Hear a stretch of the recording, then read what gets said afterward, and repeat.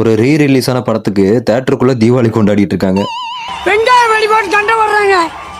விருலிபுத்தூர் bus ஸ்டாண்ட்ல பசங்க விளையாடுறாங்க.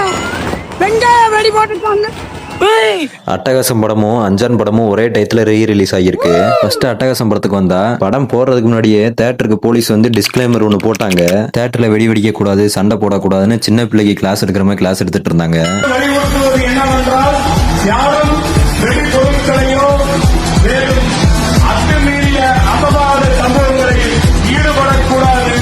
அவங்க போற வரைக்கும் அமைதி வந்துட்டு போனதுக்கு அப்புறம் தேட்டருக்குள்ளேயே வெடியை போட்டு ஸ்கிரீன்ல பாலை ஊத்த ஆரம்பிச்சிட்டாங்க.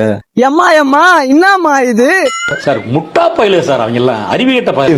3 மணிக்கு போய் துண்டை வச்சு தேட்டர் வாசல் படிக்கிறாங்க. எதுக்குன்னு கேட்கறேன். அவனுக்கு படிப்பு இருக்கு, குடும்பம் இருக்கு, ஊர் இருக்கு. 2000 ரூபா கொடுத்து டிக்கெட் வாங்கி ஏன் பாக்குற? அப்படியே இந்த பக்கம் வந்து அஞ்சானோட கதையே வேற.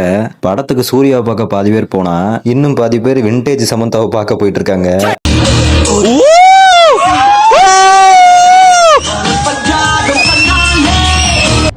தூக்குதா போலாம். இதுக்கு நடுவில் படத்துல வர பாட்டோட சவுண்டை கட் பண்ணி ஆடியன்ஸை பாட வச்சு மியூசிக் கன்சர்ன் மாதிரி கொண்டு வராங்களாமா.